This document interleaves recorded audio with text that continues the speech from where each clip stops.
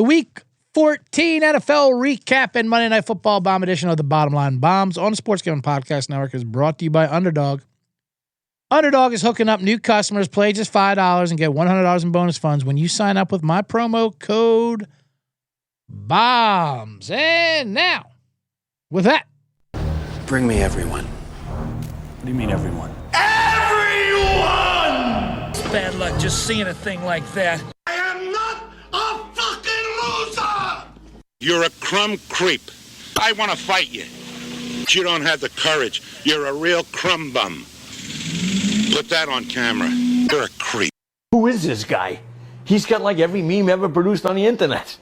He can knock us out with his memes. And I do. I have tons of memes. I'll just keep memeing them to death until they just surrender because they just can't do it anymore.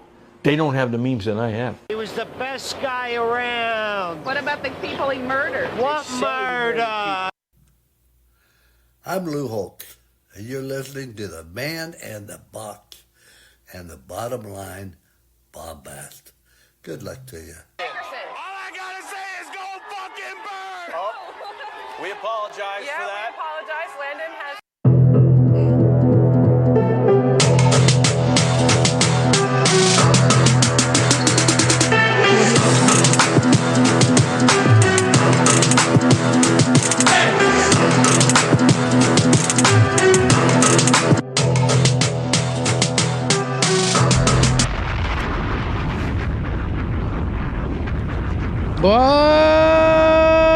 welcome everybody to the Bottom Line Bombs, the show picks with bits for tobacco use only. I am your host, CJ Sullivan, the bet detective.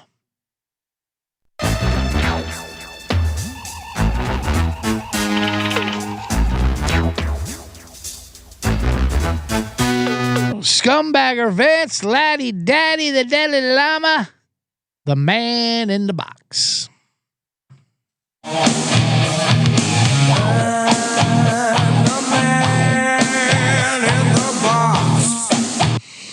That's right. Wow. We are recording live, broadcasting live. And it's recording for later on listeners as well. Monday here, December 8th from Eagle Rock, California, to SGPN Studios. On a Monday afternoon, doing a recap show. We're going to recap what happened here with the bombs and the millions. Preview tonight's Monday Night Football game. Fly, Eagles, fly. Between the birds and the bolts. Got a man in the box segment, of course. If you're listening or watching right now, currently on X, hop on over to the YouTube so you can join the chat. The chat's always lit. Already filled up. John's in there. Wholesome J. My man Feach, who says, "What's up, CJ? Hope you had a good Sunday with your guma down in Duval." Duval. Jaguars did have a big win there versus the Colts down in murky weather down there. Good weekend for the Gumar while the Eagles play on Monday, and the Jaguars are looking good. It's 100% a go. It's 100% a go. In all analytics and all data, it's 100% a go. John and LJ, they all get bombs. Welcome. Anyway, yes, it was a great week. It was a good weekend, for sure. I was in Vegas on Friday with the boys there. Adam Rosenberg went out for his birthday, and we all went down. And we gave him a little flack because, you know, he's one of these, months in advance planning. Like, come on, you got to come out for my dinner, birthday. We're having a dinner. Like, what are you, a sweet 16? What are you, a girl? But someone's got to do it because then it was fun. And we all got like, how else are we going to get together unless someone makes plans? So one guy makes a plan and the other guy makes fun of the guy. That's how that works. But we had a good time. I was only out there for one day. Did the VSiN show, of course. Went to bed kind of early. Had a show in Long Beach Saturday night, and then Sunday we hit some props. If you listen to the prop show, I gave out a Blake Corum ladder.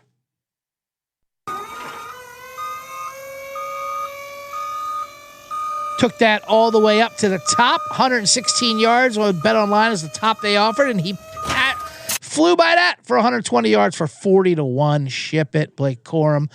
I know Ryan Kramer got in there to 2 touchdowns. He kind of, I'm not going to say he took it from me, but he was inspired by my ladder, and then he gets a lot of the credit. Stolen ladder valor. That happens. Listen, I'm used to it by now. That happens to the man in the box. People like to take credit for things that I originated. Ladder content in general was mine. Don't even get me started on the Comedy Far Barn. Oh, man. Now everyone's congratulating himself with the Comedy Far Barn. I realize I'm not even talking about the apostrophe gang. I'm changing the apostrophe gang. There's the apostrophe gang. I get it. Now people are taking credit for the apostrophe gang. I'm talking about guys who were there on the ground floor with me with Comedy Far Barn, who hit again last night. Took a little towards the end. He made it sweaty, but he still hit it. How about the apostrophals? Like apostles? Apostles? That's good. That's a good name. Those are the original 12 apostles that were with me from like game 3 with Kami. Whee, there we go. Thank you. That's all I want. Just a little credit. Listen, gambling's a team sport. I'm happy when anybody wins except for the books. I want you to win. I want the fellow content creators here to win. Sean and Ryan, I want everyone to win except for the books. But, just a little acknowledgement. It's all the laddie daddy wants. All the man in the box wants is a little acknowledgement of the man who gave out the plays. Speaking of what the books need, I should do an ad read here. Well, I'll finish this sentence. I always hate the gambling Twitter accounts that tell you what the books need. Oh, the books need Houston Texans tonight. The public's all over Kansas City. The books need the Texans. The books don't need shit. The books are fine. The books are inside the casino. The books will always be there. The books are going to win. We need a W. Don't tell me what the books need. What do I care what the books need? The books can lose. The books are fine. The books have slot machines out there. They're going to fund them forever. Anyway, thank you, John. John says the real ones know you're the originator. That's right. And you are definitely part of the apostles. CJ, like JC and the apostles, CJ and the apostles. Yeah, the books definitely need what happened in the Raiders game. That I'll get to in a bit. But first, SGPN gives us access to all of your free picks and podcasts. One convenient place, it's in the SGPN app. So download it for free in your app store. Just type in SGPN in the app store, and it comes on right up. All right. Now, let's I will break down the games that happened over the weekend, including that disgusting Raiders-Denver ending and other winners and losers. But first, since you guys are here live, and I get it out there, the Monday Night Football game is tonight. I can't play the Monday Night Football theme song, as you know, because the good people at ESPN and Disney came after me, had it ripped from my show. Good for them for keeping their priorities straight. So that's fine. Now I make up my own Monday Night Football song. So let's get ready for Monday Night Football song. Between the Eagles and the LA Chargers down at SoFi Stadium. 2-8-4 teams with bad vibes trying to Blake Corum ladder. I threw Blake Corum ladder in there because I didn't really think it out, but that's tonight's Monday Night Football song. That's right. It's Eagles at the Chargers. I will be in attendance. I'm wearing my Philly Bird sweatshirt here. What I've got a Mitch and Ness and an Eagles draft hat here. This is just a daytime look. Let me lock in. If you notice in Tuesday, Jonas, I got a clean puss too. I shaved. Full shave. You just had the mustache and everything. It's a little alarming looking at it at the monitor right now. The old face. But the reason why I did that is because tonight, I'll also have a game outfit for tonight. The plan is to get on TV. I got a group of us that are going down there. Sean's coming with us. He'll be in a different section. Adam. It'll be pretty much all Eagle fans, by the way. Fly, Eagles, fly. Most Charger games are a good portion of the road team. The Philly fans will come in loud and disgustingly ugly, but that's fine. Anyway, I'm trying to get on TV. I'm going to rock the Big Dom outfit. I have a. He was the best guy around. What about the people he murdered? What murder? I got a Big Dom costume. I've done Big Dom videos before, so I'm going to go as Big Dom. That's why I had to shave the mustache. I got my buddy Klinger who's going to dress as Sirianni. He'll be next to us. We'll try to get a little tandem going. I bet we can sneak on there. We'll see. We'll see what happens. It'll be fun. Like I said, it's going to be a fun game. Last year, now the line is 2 and 41.5. The Sharps are definitely on the Chargers and the under tonight. And my intelligent, cerebral sports gambling mindset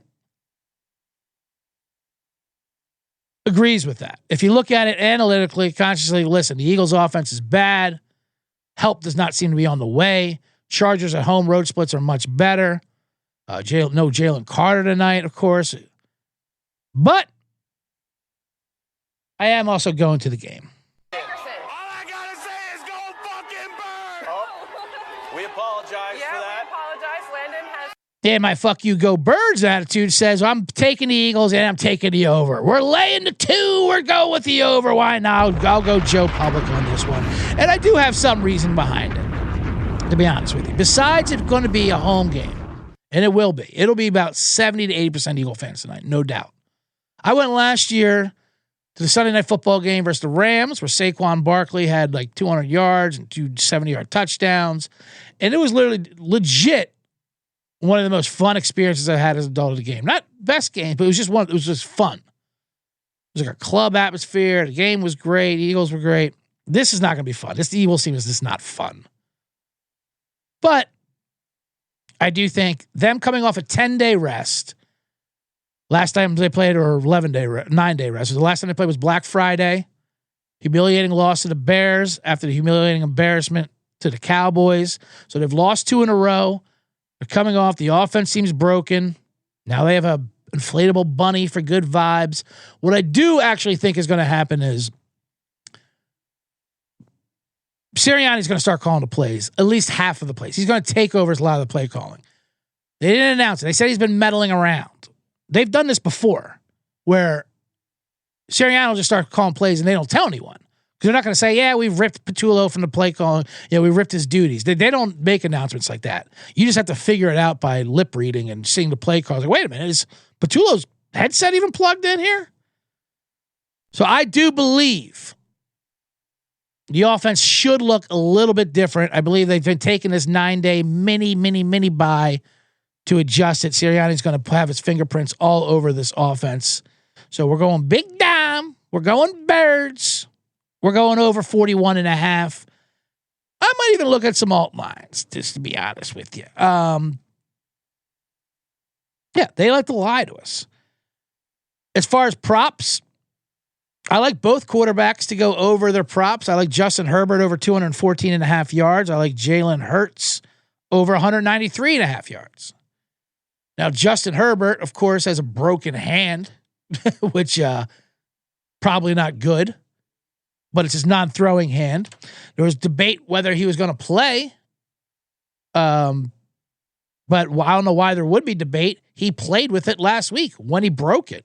He broke it like in the first quarter versus the Raiders and like put like a pillow on it or something and play the rest of the game. I mean, the guy's a freak. So of course he's going to play. He got surgery done the next day. He's like, yeah, I'm okay. So he will play. Will be under center a lot? Probably not. Probably be a lot of shotguns, a lot of things like that. So he might be a little bit hampered, but I don't put it past Herbert. I think game script, they're going to have to throw the ball. The Eagles got ran all over by the Bears last game out. I think they're going to try to shore that up. Make their priority, make Herbert hurt him. So Herbert over 214.5 and Jalen Hurts over 193.5. Now, if you want a mini ladder, why not? This seems reasonable. With Sirianni calling the plays now. I know the Chargers have a good defense, but this offensive line for the Eagles still not good. They still can't run block. Saquon's just not hitting the hole. Something's wrong there. I think it'll just be an air show. Has a possibility for it. Let's ladder up Jalen Hurts. Just for 250 yards for him is 3-1. What? Come on. You can't get the Super Bowl MVP in LA at 250 yards tonight? With a new play caller? Not officially? As 2 Gens, Feach says, quiet benching for Petullo. It really is. I'm telling you. They've done this before. They did that with Johnson a couple of years ago. They're like, is he calling the plays? Nah, sure, no. We let him in the... I mean, we still have his key. I mean, we let him in the building, you know? So we're going to go just Jalen Hurts, and why not? Let's go to the top. Fix those Christmas lights. 300 yards for Jalen Hurts tonight is 9-1. Let's bomb that.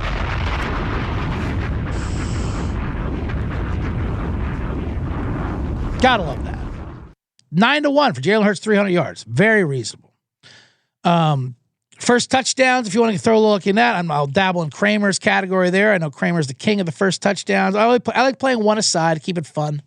Dallas Goedert, 14-1, or Goddard. Whatever, I like saying go there. You go here, I'll go there. And for the Chargers, Keenan Allen, always been my guy. Best route runner in the league, 18-1. Let's play both sides. Play Keenan Allen, 18-1. Dallas Goedert, 14-1.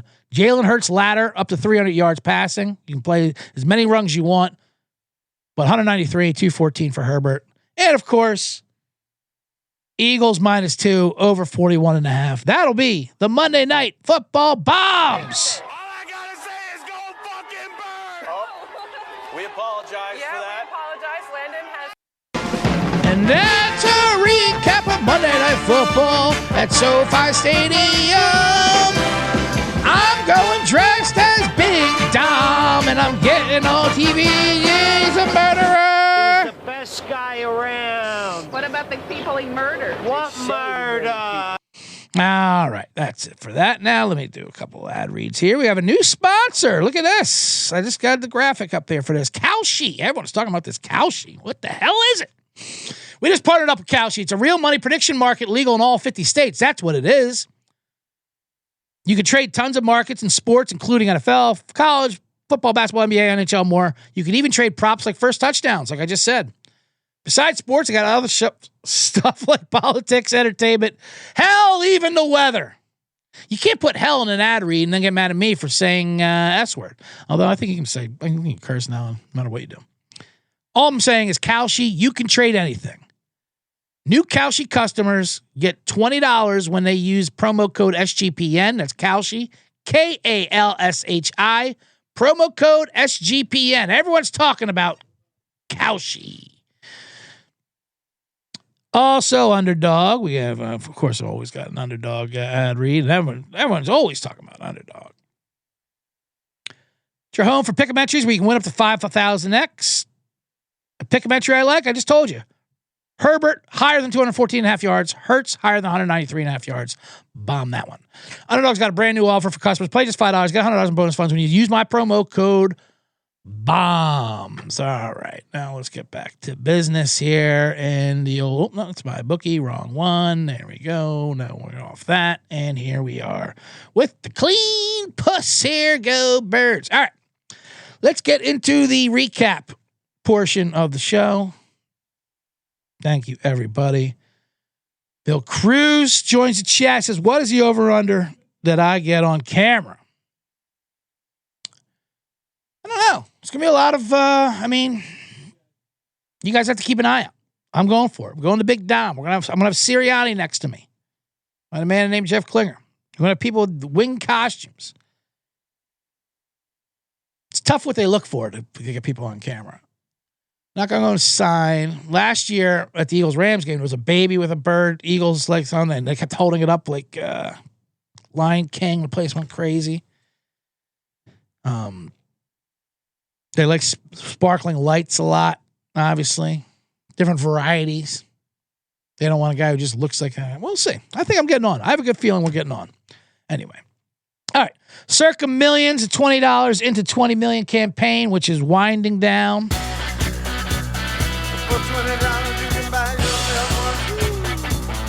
I say that because we hit the last quarter. This week started the last quarter. The last 5 weeks, the last quarter of the Circa Millions contest. I gave out 5 picks on Thursday. They went 3-2. Not the greatest start. You want a 5-0, obviously, or at least 4-1. 3-2 means I got to run pretty perfect after the next couple weeks. But it's still a winning week, and we're still several games over 500. So who knows? Who knows when we can get going? We won with Detroit on Thursday night. Just to recap that game. That was a great game. Dallas kind of got hosed on an interference call. Oh, well. Sorry, Dallas. We won with the Saints as well. Plus the 8.5. They got the outright win. Ship that. That was an easy call. That was one of my favorite plays. Plus the 8.5, not the money line. I'm glad the money line got there, although it did knock me out of some side survivors, but whatever. And the Packers we hit. Then maybe the greatest game of yesterday was Packers-Bears. We hit that one. We lost Cleveland and lost Arizona. Let's go over the losses first. Tennessee-Cleveland. Tennessee 31, Cleveland 29. This was probably my biggest disappointment of all the bets I had over the weekend. I had even the Denver, even the personal bets. I really liked Cleveland. And if you would have told me Cleveland was going to score 29 points, I would have shoved even more. I'd be broker than I am right now. My God, how did Tennessee put 31 up against that defense at home? It was Cam Ward versus Shedeur, of course. Tony Pollard ran for 150 yards. What? What's going on out there? But of course, everyone's talking about the 2-point play at the end where Stefanski took Shedeur Sanders off the field. Oh my God, that racist son of a bitch taking Shedeur off the field for a 2-point play. What is wrong with you? It did seem, it seemed a little odd. That's for sure. And then they run a gadget play. I wonder if Stefanski's like, whoa, Josina Anderson's going to have a field day with this one. And she sure did. She laid it into him. Gadget play, unconscionably ridiculous. Listen, here's my defense of it. If you didn't see it, the Browns were down. First of all, the Browns were down 31-17 to the Titans. I know everyone's saying, oh, Shedeur outplayed Cam Ward. He's incredible. You lost to the Titans at home. The worst team in football by far. And it was 31-17 with 5 minutes to go. Now, granted, he made plays. I'm not saying he didn't make plays. He looked competent. He also took 30-yard sacks and throws interceptions and did what he did. And if they didn't get bailed out by a ridiculous personal foul on 3rd and 5, they could have been over 31-17. But whatever. That's not what happened. The Browns came back. Shedeur let them down. They scored. It was great. Then they were down by 2. They needed a 2 to tie it. Why did they need a 2 to tie it? Because they went for 2 last time with Shedeur under center, by the way, and he fumbled the snap. Just as a toss out there. Yeah, I'm not going to get on fumble snap, whatever. Why were you going for 2 anyway? Who taught Cleveland math, first of all? That's where they started to mess up. You don't teach Clevelanders math. The old down 14, go for 2 in the first touchdown, hopefully you get it, then you win instead of having to go to overtime by scoring 15. But if you miss it, the logic is you're going to make the second one to tie it anyway. Well, that's good logic. If you're the worst team, you're not supposed to be, but if you're the Browns, anyway, that's not the point. Point is, Shedeur throws a great touchdown pass to make it by 2. Then they go to the Wildcat. They got Judkins in there in the Wildcat. And they do a trick play where he's supposed to pitch it to the receiver and do a reverse, and that's that. But Judkins just forgot to pitch the ball. He freaked out. He's like, oh, Wildcat, that's right, run towards the end zone. And then he remembered after the receiver passed him. He's like, oh, you want it now? He's like, yeah, no, you're supposed to give it to me when I went right by you. No, don't do it now. That'd be ridiculous, actually. Well, I'm throwing this thing anyway. I'm going to throw it forward. How about that? Okay. Well, that's definitely going to look worse for the coach if you throw the ball instead of Shedeur Sanders. That's definitely going to look worse. All right, fuck it. I'm doing it anyway. And once again, we apologize for CJ's language. And so they did. I mean, the play would have worked. Here's my defense of Stefanski. One, when it comes to 2-point conversions, that's when all coaches freak out. They all go out of their mind and call the most insane trick play they can think of.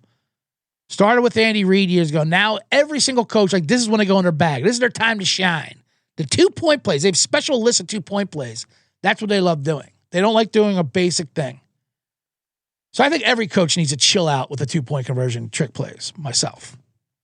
That being said, the play they did draw up was great. It would have worked if Judkins just gave him the ball. He would have walked into the end zone. It was wide open.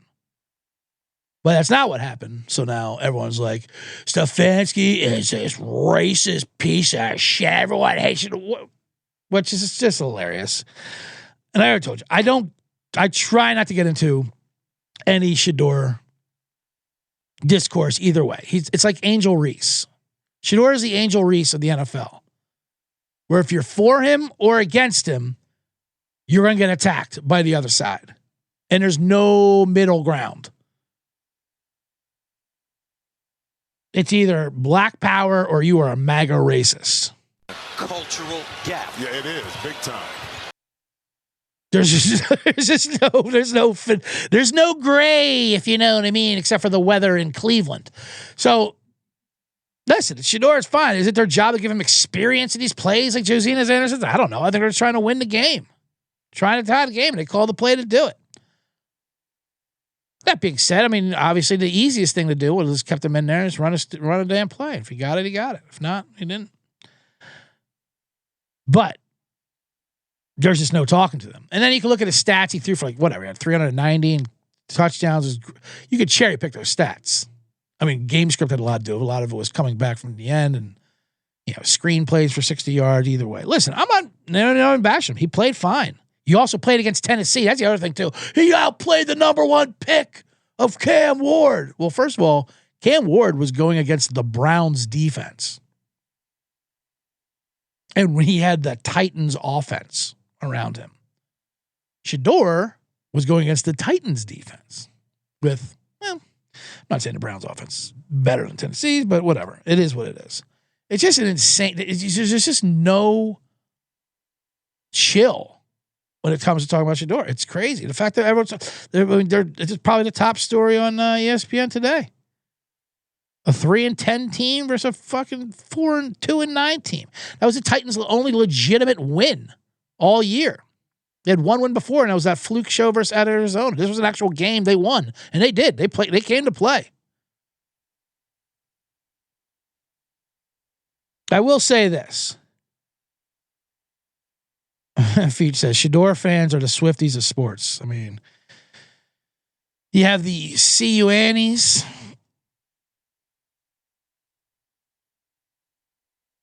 And then they like to pigeonhole. If you hate Shador, you're just a white fucking middle-aged guy who hates Flash. Meanwhile, every single player on the other team, anytime they turn Shador over, they all mock him with his celebration of the watch and all that stuff. I mean, can't you see that they all, not that they don't like him, they like making fun of him. Because he came in saying he's like, the shit without ever doing anything. That's going to be made fun of. Athletes don't like that. Oh, well. All the best to them, and God bless the champions. Anyway, point is, I went a little heavy on Cleveland. I was wrong. Tennessee wins outright. I still can't believe the defense got shredded by Tony Pollard and the Titans. All right, the other loss I had was Arizona. I thought they would backdoor it. I'm not even going to talk about that game other than the Rams beat the living Jesus out of them. Puka Nacua was amazing. Stafford was amazing. Blake Corum. One more time, shout out to me and all the degenerates that tailed. Ladder up to 40-1 over 115 yards and 2 touchdowns. If you parlayed that together, it was like 60-1. Just an amazing day. That being said, let's talk about that Denver-Vegas game because I did have money from the personal stash. That was the one I couldn't choose between Denver, laying the 7.5, or grabbing the 8.5 with Arizona. Obviously, I should have went with the Rams, but they both lost. Denver, if you didn't see, was up 24-7 on the terrible, terrible Las Vegas Raiders. with about 3.5 minutes to go. Geno Smith knocked out of the game. Kenny Pickett in there. Oh, this is a little bit of trouble. Now, I was in Vegas on Friday, left Saturday. The rodeo was in town. Horses have herpes, so it wasn't fully packed, apparently. Bronco fans were in town. There was a lot of cowboy hats all around. A lot of cowboys, a lot of bottoms, a lot of tops, a lot of dusty bottoms. But they were everywhere. One funny scene, side note, was leaving the airport in Vegas. All the cowboy hats, the 10-gallon hats, would make the metal detector go off, because it's got that ring in there, I guess.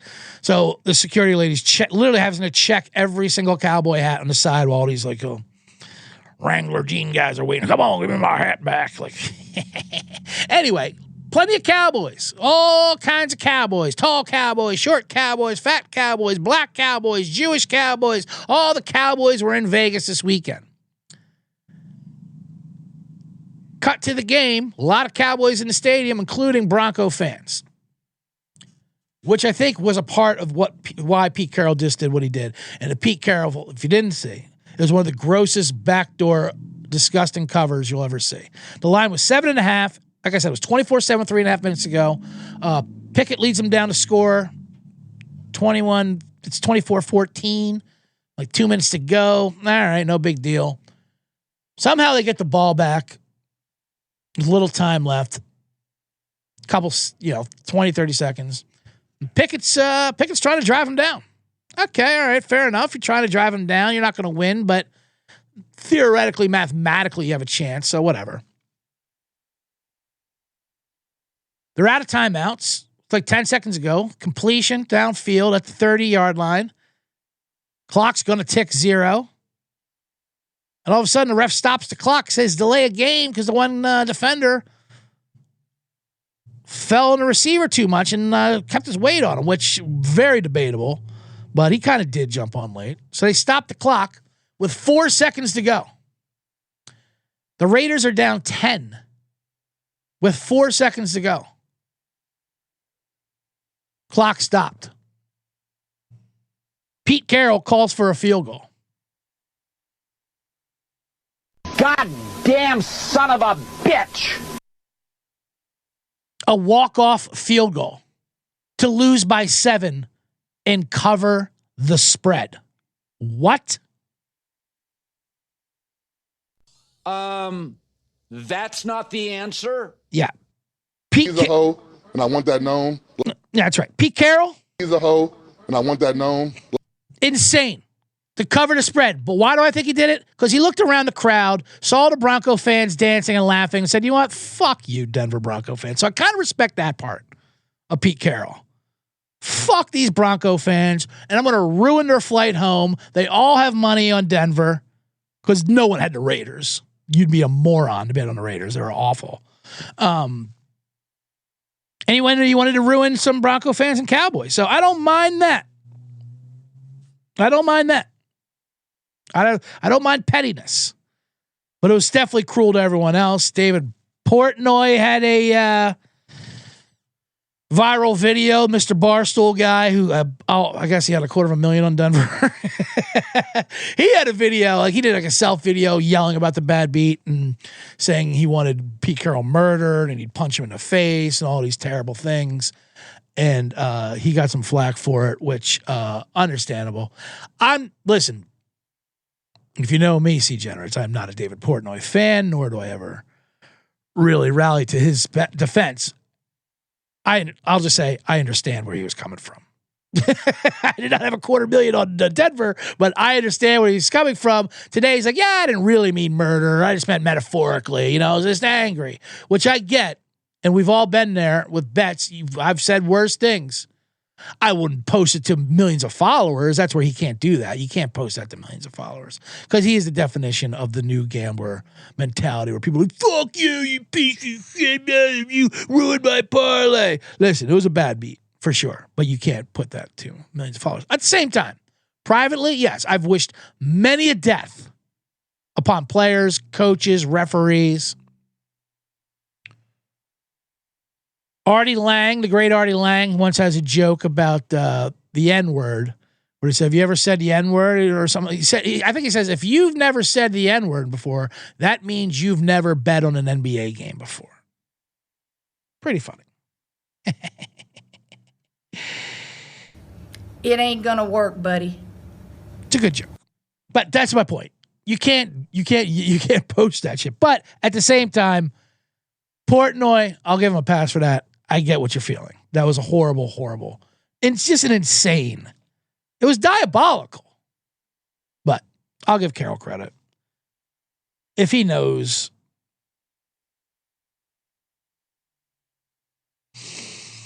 He just knows how to hurt Bronco fans. I get it. Anyway. Fair enough. All right, I gotta move on. Those were the two losses. Let's get to some winners after I talk to you about Novig. Where is the damn thing for Novig? That's not a song, but I'm making it a song. I have an updated graphic for Novig. We're brought to you by Novig, which is America's #1 sports prediction market. You get the best prices. Download the Novig app. Get $50 when you spend $5.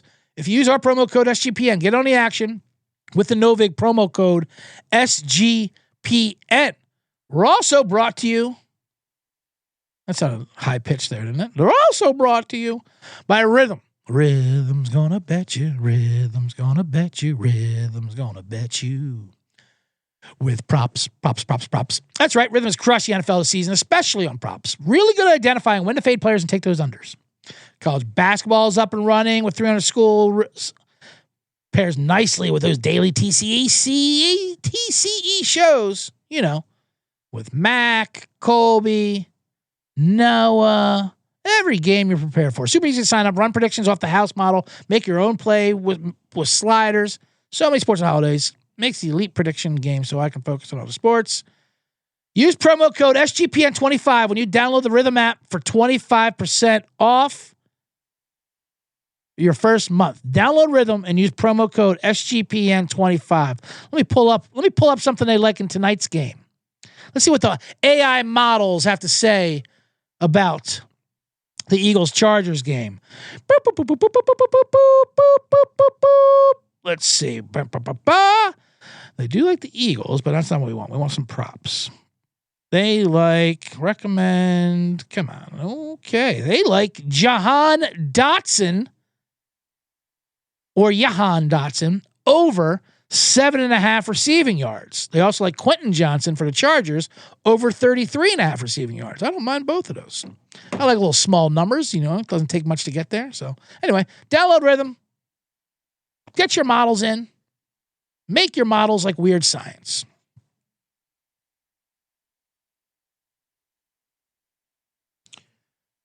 All right, we're back here on the Bottom Line Bombs. I am your host, the Laddie Daddy.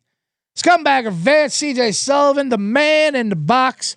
Thank you, everyone who is joining us as we're recapping the weekend here. We're reviewing the Monday Night Football. Got a man in the box segment coming up. Make sure you hit the thumbs up on the YouTube here. You got to tell my phone that your phone likes it. This is how these algorithms work. Speaking of models, give me a follow on Instagram. CJ Sullivan was taken _ to its word, or on X at CJ Sullivan _ on YouTube. Make sure you subscribe to the Bottom Line Bombs. Tell 50,000 of your friends. 5-star reviews. All that stuff. All the good nothing, whatever it was. Chat. Doing well here. Bill Cruz says, I bet the Raiders also draft. That was from Buffalo College who stepped out of bounds. Receiver. The Raiders draft that receiver from Buffalo who stepped out of bounds. That's funny. That was an odd play. The Buffalo wide receiver, look, he had a touchdown. He said, I'm done running. I'm just going to walk out of bounds here. And I was like, you have to have money on it. Well, maybe I do. Never know. Go Beeves. Welcome to the chat. He says, why was everyone talking about you in the VSiN show, CJ? Why were they talking about me in the VSiN show? Because I gave out winners. I gave out ladders. And I'm a talent. That's why. I'm a triple segment guy. I bring personality. I mean, I got Matt Humans over there. I mean, we all know Matt Humans. He's the GOAT, but then they need someone else to spice it up. They need the Laddie Daddy. I have no idea what they're talking about me. All right, let's get into some of those W's. Like I said, we hit the Lions on Thursday night. We hit the Jaguars 36-19. They crushed the Colts. they're starting to get hot. Duval. Listen, you know the Jags are my Gumar. They're my AFC team. I have tons of futures on them to win the division. They're in first place right now. Texans are coming on their heels, though. They're obviously hot. The Colts looks like they're pretty much done for the year. Sadly, with a Daniel Jones injury. But what can we do? It's not our fault. We didn't play him with a we didn't play him with a goddamn broken leg like Sean Steichen did. Daniel Jones tore his Achilles yesterday in a monsoon down there in Jacksonville. It wasn't the same leg he has a broken leg in, but I imagine it's related. I'm no Dr. Cliff Huxtable over here, but I imagine playing with a broken fibula is not going to support your other legs when you're favoring one leg. And what happened? He had a non-contact Achilles injury, which means he's out for this year, probably next. Who knows? All I know is I played a Josh Hines Allen sack ladder with a guy with a broken leg. It's 100% a go. It's 100% a go. In all analytics and all data, it's 100% a go. Marcus Cruz says Pete Carroll needs an extension for helping me cover that game. Well, congratulations, Marcus, for being the only one who was on the Raiders. That's it. But you do bring up a good point, Marcus. When everyone says it's rigged, they rigged it for the Raiders. The Bucs need the Raiders. It's Vegas. It goes both sides. You could have had the Raiders, and you'd be happy that happened. I remember when McVay did that a couple years ago. He hit the field goal to cover, and I was on that side. And I felt good. I'm like, I don't think it's rigged at all. Thought it was an honest play. Gave him 0.00001% chance of winning, which, of course, it's 100% a go. It's 100% a go. In all analytics and all data, it's 100% a go. Jagging off, says Daniel Jones got jagged off. He sure did. Riley Leonard, I tell you what, I'll say this about Riley Leonard. Riley Leonard did not look as bad as I thought he was going to look. No, it was already over with. They weren't going to win. Jacksonville smoked them. Trevor looked good. The running game looked good. But Riley Leonard surprised me. So I'm literally not ready to write the Colts off just yet, although it would be insane if they don't go over their 8.5 win total after starting 7-1. But it's not looking good. They might lose out. But I also don't feel bad. Steichen should be in jail. That's how much they hate Anthony Richardson, that you're playing quarterbacks with broken legs out there. Now, I know Anthony Richardson apparently broke his eye socket with a stretch armband, like some kind of Tony Little fucking exercise thing, like Three Stooges style, where you got the arm where it stretches out, the rubber thing, and it snapped back and hit him in the eye, which is absolutely insane. What's going on with Anthony Richardson? But we're going to get we're getting Riley Leonard now, the rushing quarterback from Notre Dame and Duke. All right, what else happened there? Oh, New Orleans, we got the Saints. We did win. Saints won outright. Plus the 8.5, easy dub. It did knock me out of one small suicide pool because I had Tampa Bay, because you had to throw Tampa Bay on there. Whatever. Even though I did think they were going to lose. Oh, speaking of branding, and I'm a Shucklehead. I knew the Saints. I like the Saints a lot. I'm a Tyler Shucklehead. I saw people taking that term from me. Whatever. That's just a man in the box. Although a wrinkle did come in where the guy who runs that Survivor said all 4 of us lost. So was it going to be a chop, There was only 4 of us left. 3 of us had Tampa Bay, 1 on Cleveland. They just talked to you guys want to still go? So you keep playing? Which kind of breaks the spirit of the contest, but yeah, I do. I don't want to chop. Give me the whole goddamn pot. Give me the full car wash. We get the full car wash. Woo-hoo! So maybe I'll keep going with Survivor on Thursday. We'll see. Well, I'll see how that works out. But anyway, all right. So let's get into some of the real. So those were the wins: Detroit, Saints, Jacksonville. Or what was the other one? Oh, I had Green Bay. That's what I had. Jacksonville gave out in 3 generates. There were 3 amazing games yesterday. 4 if you include Houston, Kansas City, which I do. Even though it was a 10-10 game most of the way, it was actually very compelling and competitive, hard-fought football. until Andy Reid decided to go for it from his own 30 when the Texans were dead. What are you doing, Andy? 4 great games. Kansas City, Houston, Packers, Bears, Bills, Bengals, Steelers, Ravens. We'll go down them one by one really quickly. The Chiefs were going to win that game until Andy Reid went for it. No doubt about it. The Texans could not move the ball. They were dead. And he gave them life. What happened was, and I actually don't even blame Andy Reid for it, coincidentally. I blame Patrick Mahomes. Showtime Mahomes. Because it was like 3rd and 10, and he did one of those runs, and then he broke a tackle, and he almost got it. He got like 9 yards. If he just would have got tackled for 5 yards, they would have had to punt it. It would have been 4th and 5. But then Mahomes, started doing his thing. Showtime Mahomes. So the crowd's like, go for it. And he's like, fine, let's go. Let's go for it. What the hell? And then they turn it over, and then they lose. And then they literally never had a chance. They did drop a lot of balls. Andy Reid did not tickle any tonsils, as Feach points out. Travis Kelce had a huge drop that turned it into an interception. Travis Kelce, and I'm not just saying this because he's my tight end in my fantasy league. Is there anyone better than standing around during pass routes than Travis Kelce? He's just walking around aimlessly. Hey, Travis, you want to come in motion? Oh, am I supposed to be on the other side? Sure. No. Yeah, I'll get there, Pat. Don't worry. I'm coming. Where do you want me? Next to the tackle? No, out wide? Okay. Hey, who's that in the crowd? Who's that in Taylor's booth? Who is that up there? Is that Luka Doncic? No, he wouldn't be here. Anyway, oh, shoot. Did the play start? Oh, I'm sorry. Oh, yeah, no, don't throw it to me. I am not ready for a football to come my way. And when he plays, he's still fine, but oh, man. Anyway, all right. So the Texans win. They are on their way out. Kansas City, not dead yet, but not looking good, obviously.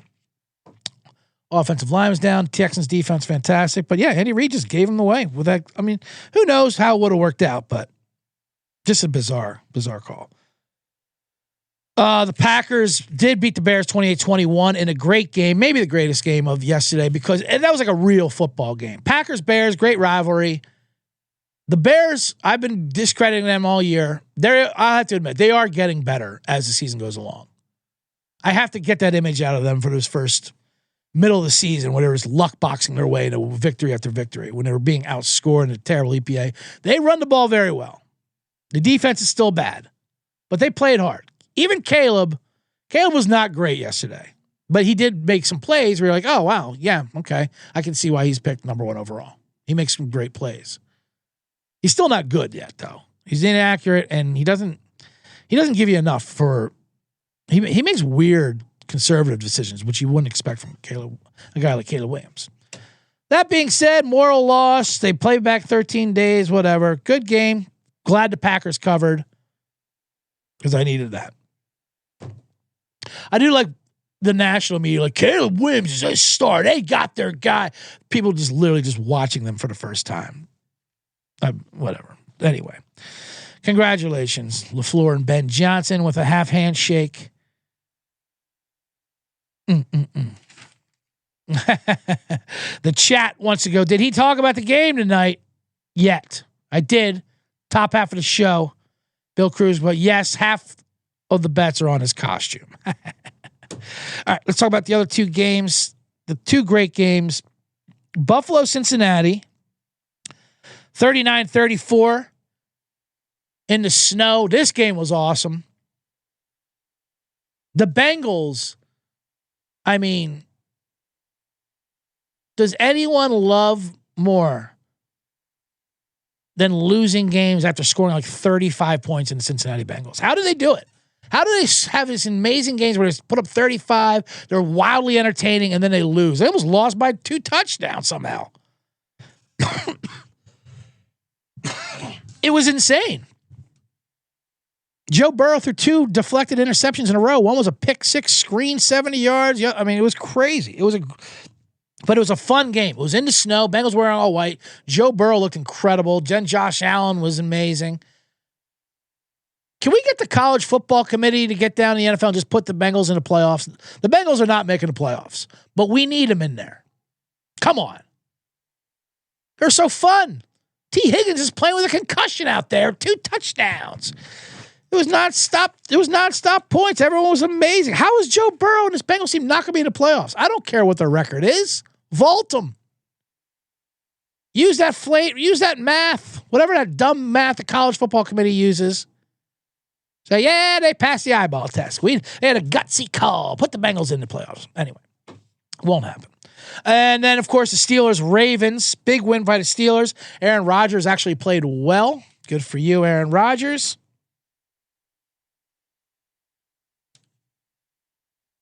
Lamar Jackson. I will say this. The Ravens did get hosed. 100%. Now, the Steelers deserve to win. Ravens played just as well as them.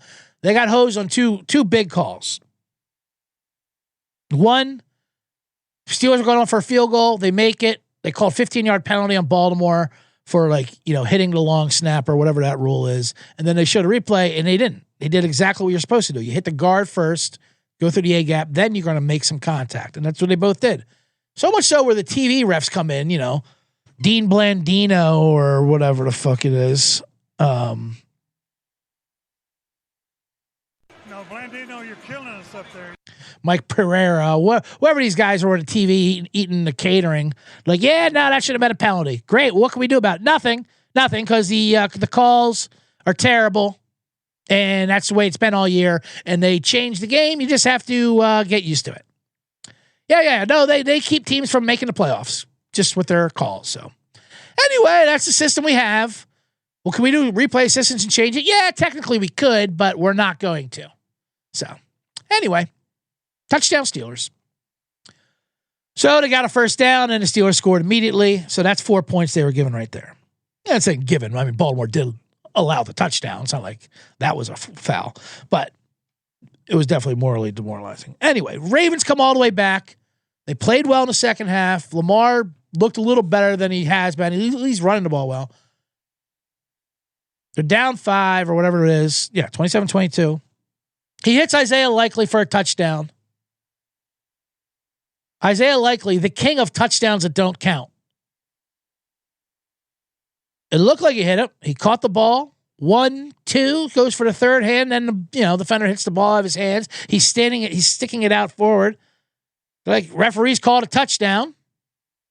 TV ref, Blandinos. No, Blandino, you're killing us up there. They're like, oh yeah, no, that's a touchdown. It's 1, 2. Then he does a football move, or he tries to do a football move. So the third step is the football move. And that's what they rule. They overturn it and say it's not a touchdown because he didn't complete a football, which is, first of all, the football move is hilarious. Okay, well, what is a football move after you catch a touchdown? A dance? A choreographed dance? Do you spike it? So if he started doing the Dougie, would that have been a football move? What if his football move is dropping the ball? He already scored. He got the 2 feet down. He did. It's insane. Should they have pulled out a cell phone, Joe Horn style? I don't get what the football move is after you score. You need to unlock your iPhone first. Oh boy, my phone just heard me. No, I was upset. My phone is responding to my rants. Maybe he should have done that. Once you catch it, 2 down in the end zone, just start doing some kind of, date myself, Cabbage Patch Kid dance. No, that was my dance move. Dropping the ball. I was doing the robot mime, Mr. Referee. I just don't get it. 1 knee equals 2 feet. 3 legs doesn't equal a fucking possession now. What the hell is going on? Football and these rules and these it's just there's too many people calling in. They didn't even announce it with the microphone on. Next thing you know, it's like 3rd down. Harbaugh's like, what? Oh, yeah, someone called from Toledo and said it's not a touchdown. So you guys are out of the playoffs. Cool. That was great. Thanks. Appreciate it. Anyway, 4 great games, though. And that's how that worked out. All right, let's get into the box.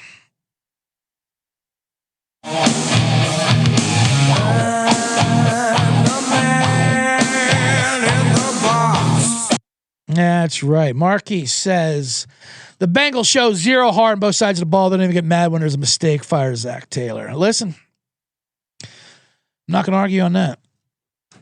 Zach Taylor's done nothing to prove he should still be the coach there. I mean, even after all that's said and done, all they had to do was stop like a 3rd and 15. They let Josh Allen run up the middle for 20 yards on him. Just the defense is absolutely terrible. Arizona, again, Gannon, fire him. All that stuff in there. Oh, thank you, everyone. Thank you, everyone in the chat. Man, a lot of people in the chat. Virgil says, dropping in on the break. CJ, you're the man. ... in the box. You're right. Thank you very much. Thank you, everyone, for following me. Like and subscribe. Make sure you hit the thumbs up. Now, I mentioned the college football committee earlier, how they should just put the Bengals in. I want them in every show. I want them voting for everything, this college football committee. That was a big story over the weekend or yesterday before the game started. Notre Dame out of the playoffs. Miami and Alabama in. BYU and Vanderbilt also out, but no one gives a shit about them. They only care about Notre Dame. So it was a big to-do. Notre Dame got through a hissy fit, said they're not playing in a bowl game then. Okay. I'll say this. Notre Dame, they should be in the playoffs, no doubt. I mean, they had the 3rd best number in Vegas to win the whole national championship. They should be in, just on that alone. But what's funny about it is this committee. They're hilarious. This committee is insane. And I talk about it during the college show, but I'll talk about it a little bit yesterday because the way they keep coming on every week. They've been doing a show every Tuesday night announcing their rankings, and then they explain themselves, and their explanation just makes it up, and it's something different each week, and they paint themselves into a corner, so then they get into yesterday. That's the problem. They don't need to tinker the rules. Just stop having these guys on the show explaining themselves with this insane shit. Yesterday, so here's what it was. All year long, it was Notre Dame, or it was Miami, BYU, then Notre Dame. Or Notre Dame, no, that's what it was. It was Notre Dame, BYU, then Miami. So Miami was upset all year, like, what the fuck? We beat Notre Dame. We should be in the playoffs. And like, well, you're not on their tier. You're not on their tier. That's what they said. Notre Dame is a better loss. Who was their loss to? You guys. They lost to you guys. Okay. Well, do we get credit for a win now? No, you got to lose to somebody good. That's what we rank it. Anyway, that's not the point. Point is, this committee head goes yesterday, he goes, well, because what happened is they flipped it. The only way to get Notre Dame out and Miami in, they had to flip them in the rankings, even though none of them played a game. Well, what happened? How did they flip, even though they didn't play a game? And they go, well, we couldn't compare them all year because BYU was in the middle of them, you see? And since BYU lost in a championship game, which we were not supposed to punish for, or at least we didn't punish Alabama for, but like I said, we hate BYU. So we got BYU out of there, and now Notre Dame and Miami were next to each other so we can finally compare them. What?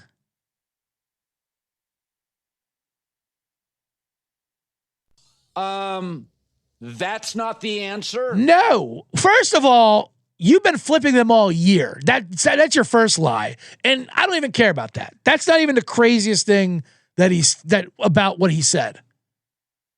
So that's wrong. You have flipped them all year. But what you're saying is you haven't compared any teams all year because there was someone above them. Like, you haven't made, and shout out to Sean Flannery, my partner in the Blackout Diaries podcast, which you all should be subscribed to. It's a drinking storytelling podcast. He's more of a math guy than me. He helped point this out to me. What he said was basically a math crime. What he admitted to was saying they did no transitive comparisons whatsoever. So you're saying you rank teams all year, but you never once ranked them against each other? You only ranked them against the one team above them? Yeah, well, who knows how Notre Dame and Miami ranks, because BYU's right in the middle. Maybe one day we'll get rid of them, and then if that's true, if that's what you're saying, then none of your rankings could theoretically or even logistically be accurate. None of them could be accurate. That's literally a math crime. That's why it's math. There's no opinion. You do your comparison. Like, oh my God, they're so funny. That's why I'm saying, and people are like, get rid of that show. That's what kills the rankings because, that's what kills the playoff system because, their explanations are so ludicrous. I say, put them on every day. I think the show's hilarious. ESPN, you need something to replace that around the horn time slot. Get this committee on there. I want the committee every day. I want them ranking everything, not just college football teams. Rank the NFL teams, rank politicians, rank, love on the spectrum contestants. I don't give a shit. Rank them and give us your explanation why every day. How do you get on this committee? They're there watching the 29-inch Panasonic TVs.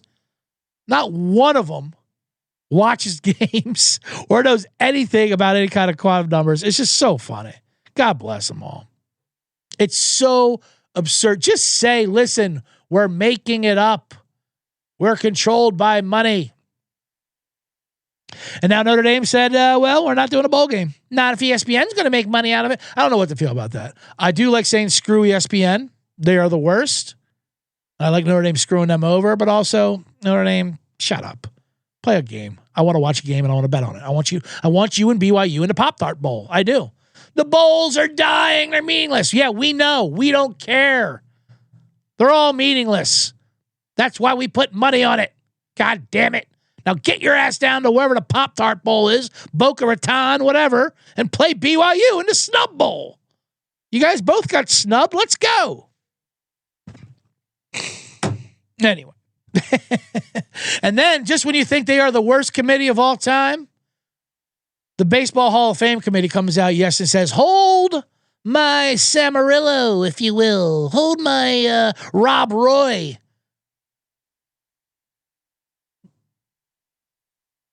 They elect Jeff Kent to the Hall of Fame and not Barry Bonds and Roger Clemens. They didn't even get 5 votes. Roger Clemens and Barry Bonds are now not eligible until 2031.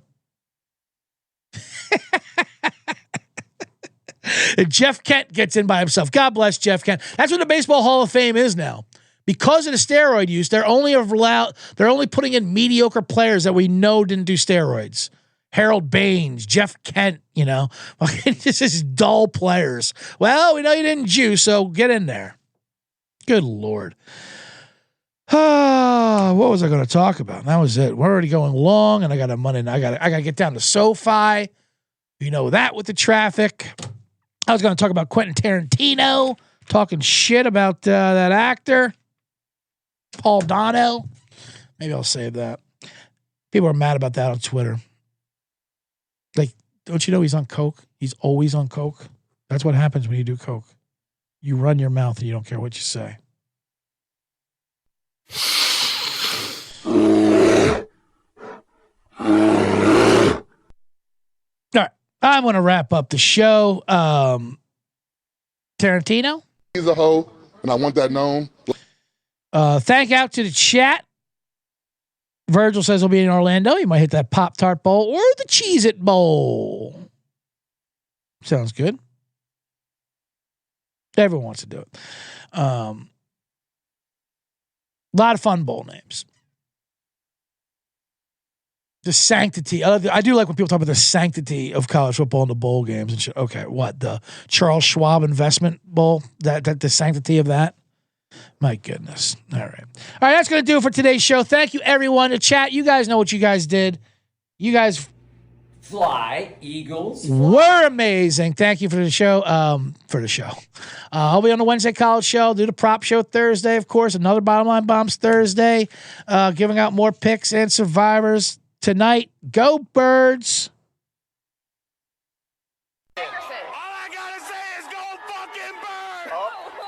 We apologize for that. We apologize. Landon has. You're right. That's it. That's what I got to do. And I'll leave it at that. And so will I. That's going to do it. Get in your cars. Get the hell home. Hit your props. Hit your bombs. Let's ship it.